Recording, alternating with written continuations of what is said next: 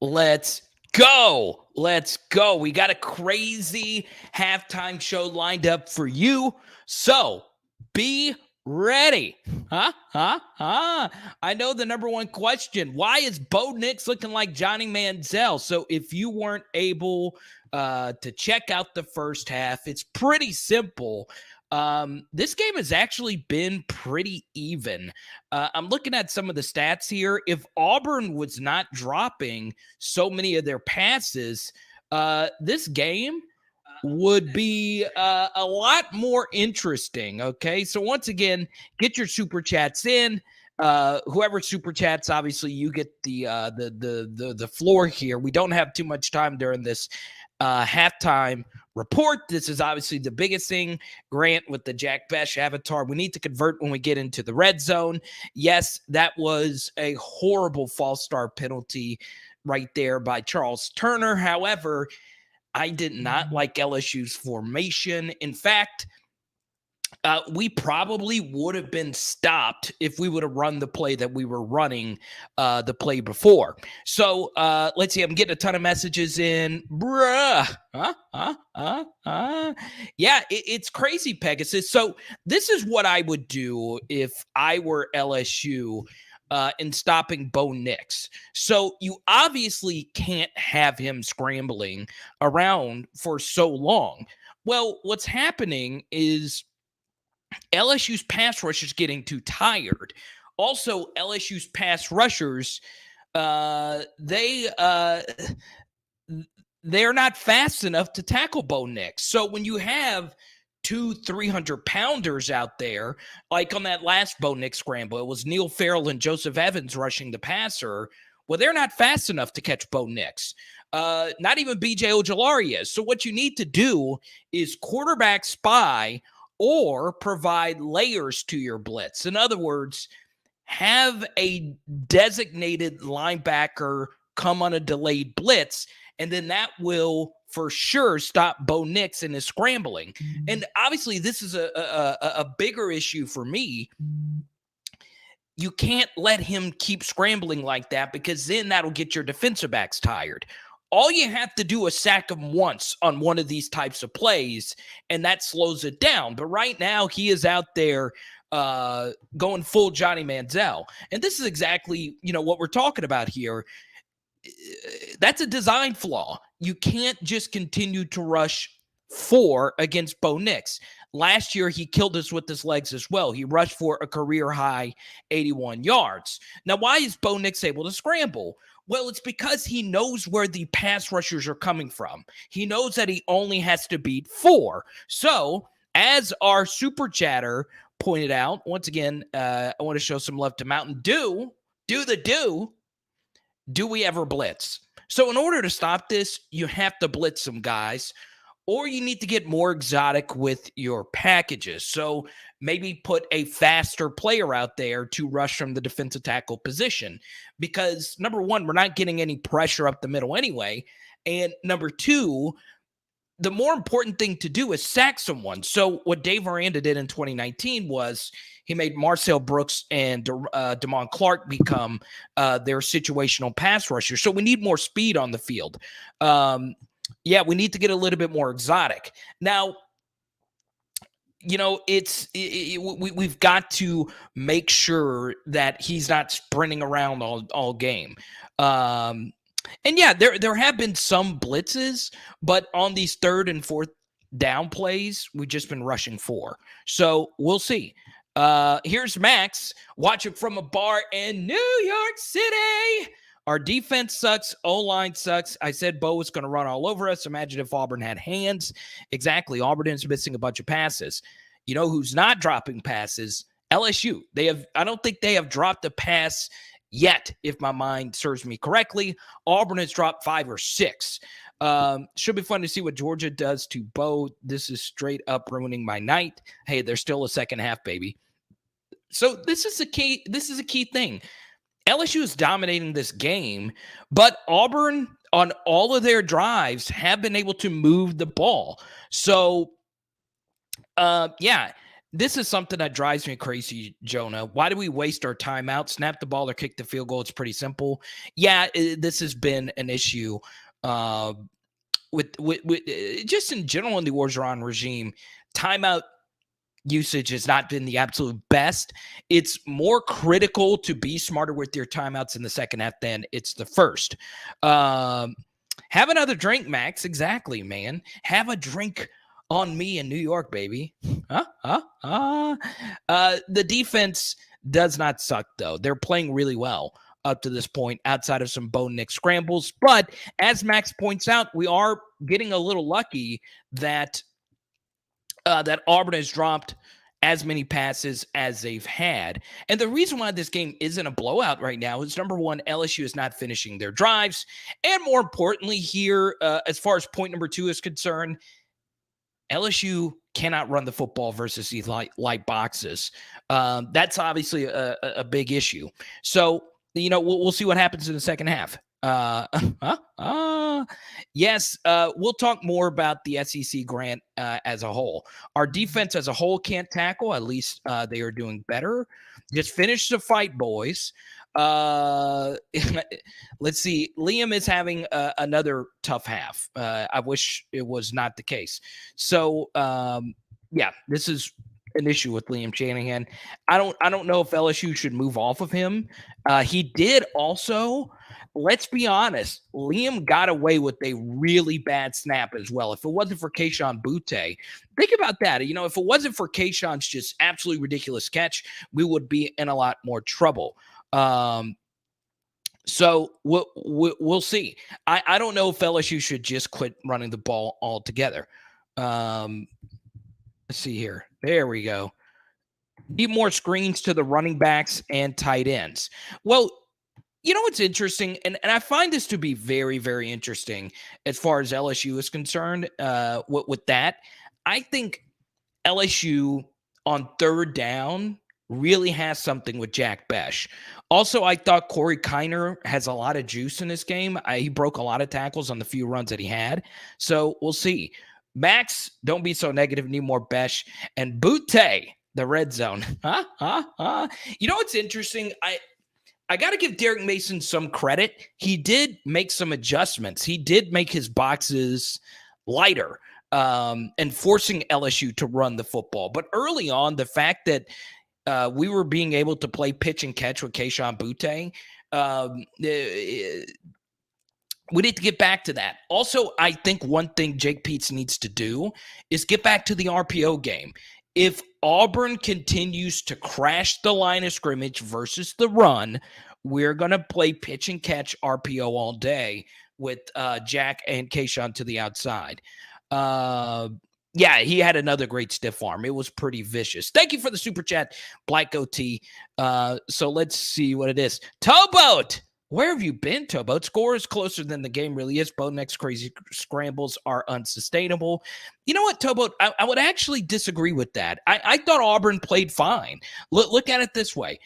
Auburn dropped a lot of wide open passes. Auburn's pass protection, for the most part, has been okay. Their offensive line's not that great.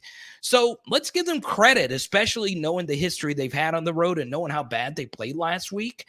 And Auburn has committed by far more stupid penalties. So you can make a strong case that Auburn is playing fine right now, but LSU should be up by more. You have to, at the very least, finish one of your drives in the second half. So let's see what happens. This is what I'm concerned about too, Mo Funky, with the game being the way that it is now. I don't know why Haley's blowing me up right now during the halftime show. She's drunk in Nashville. Is Joe Burrow there? I don't believe he's there. So we'll see. Let's see.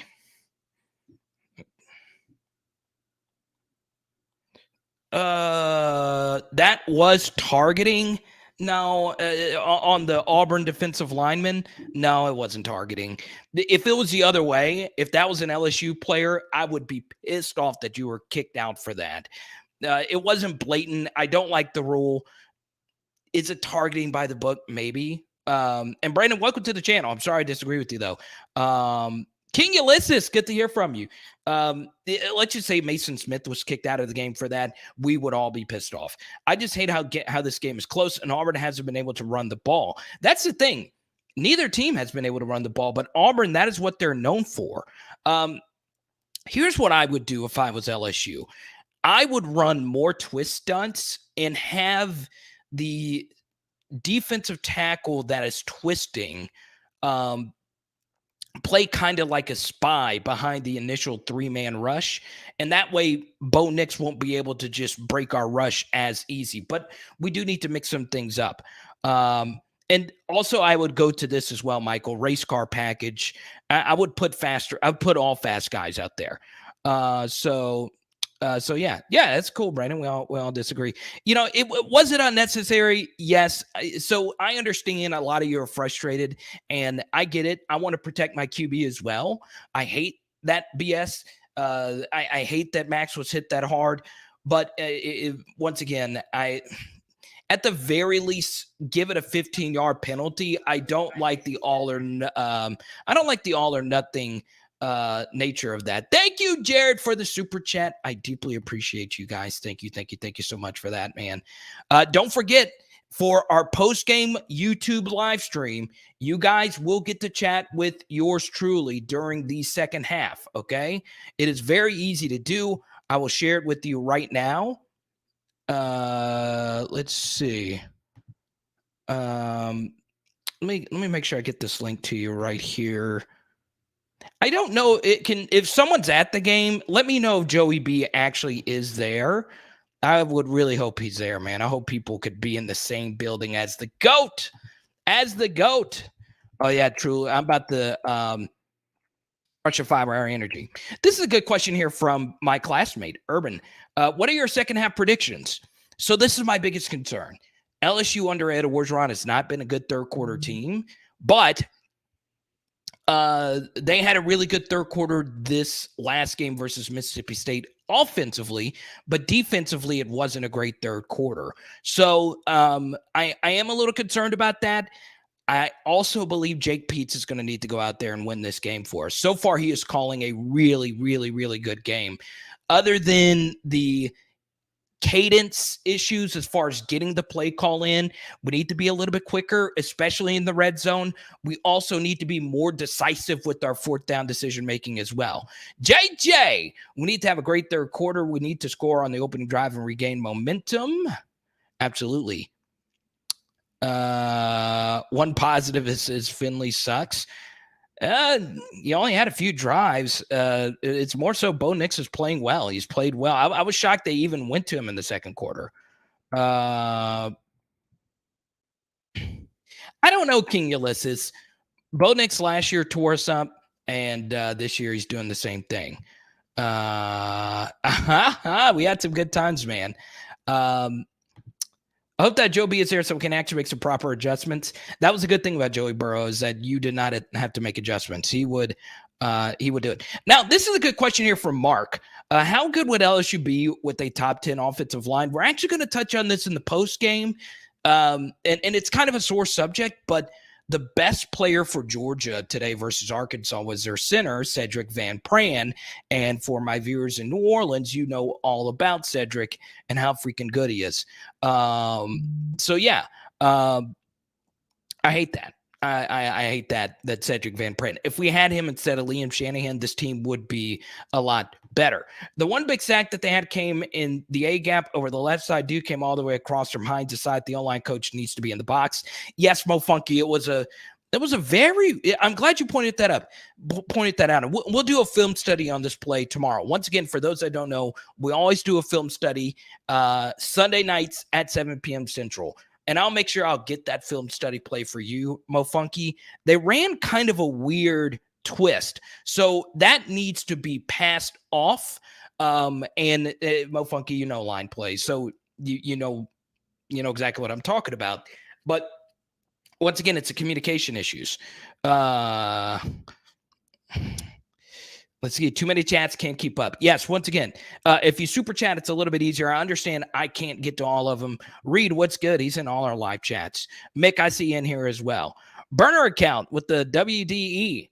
Welcome in, Auburn fans. Yeah, Liam is an issue. He's a good backup center, or he could be a good guard. He's just not the guy. And I think LSU made a mistake not working in another center versus Central Michigan and McNeese quicker, just to see what we would look like with somebody else.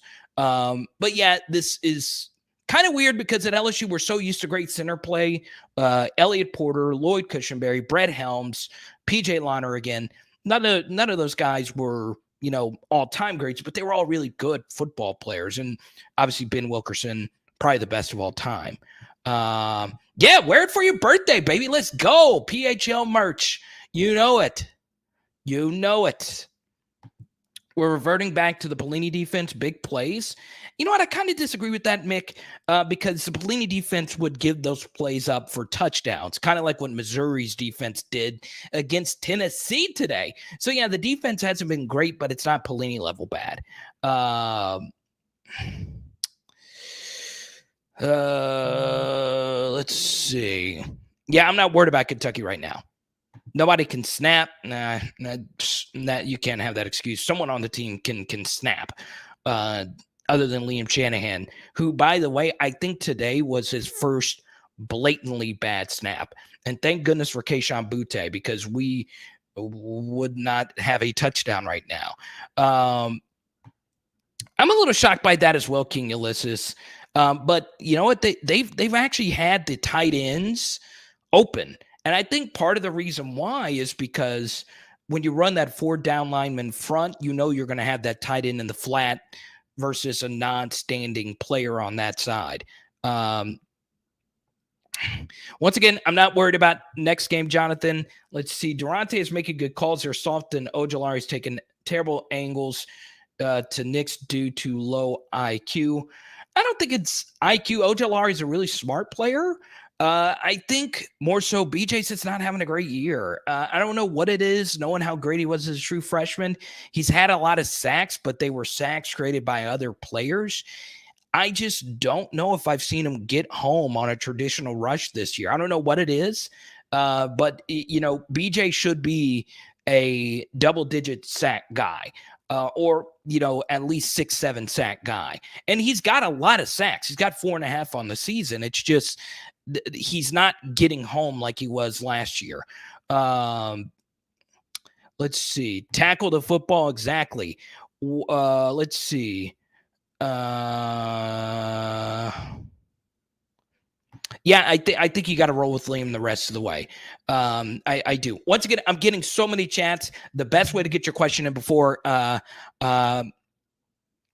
before half, I will say this. The timeout usage was not great. Also, Ed Orgeron not kicking the field goal and punting the football was not the smart decision, even though we did get a good punt and it was down inside the 5. I think you have to let Cade York kick a 58-yarder. He was nailing them from 60 in warmups. He is your best non-Kayshon Boutte player. In fact, he might be your best player. He is a slam dunk in the NFL. I think you got to let him try and kick it from 68 there, especially with the score being 13-7, because if Cade makes that, you stretch it to a 2-possession game, and it heavily affects what they do offensively. So I disagree. And ironically, LSU's had a lot of these decisions from the 40-yard line this year, and they choose to punt every single time when Cade York has proven to make those kicks. This is how I am too, King Ulysses. I think he has deserved the right, if the conditions are good, which they are, to kick everything within 60 yards. So, we'll see. Ahmad, what's good? John, welcome to the channel. But yeah, I think you have to let Cade York kick that. I do. D-line needs to penetrate and stay in front of Knicks. He's getting a little too cocky. Damon told him something right before the half. I love that. Big Al, treasure of PHL.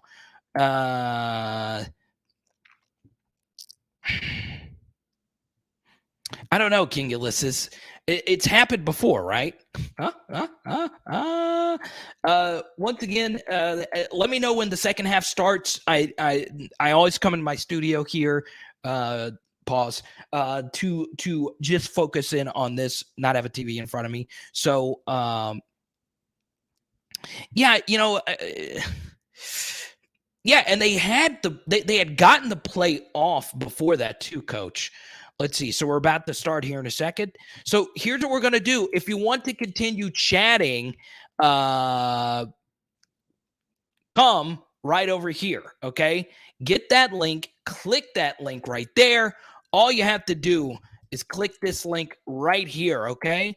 And you get to hang out with yours truly. And of course, we're going to have a late night chat. I feel like we're going to go to 3 in the morning. I feel like the super chats are going to flow because I definitely need some moolah because Haley has my credit card in Nashville. So I'm going to need you guys to support. Hopefully we win. And we will see you. Once again, I'm hanging out with me and Mo Funky after the game. And Auburn tried an onside kick. I like it, man. They are going ham right now. Okay, we will see you after the game. Go Tigers. Let's get this dub. Let's go.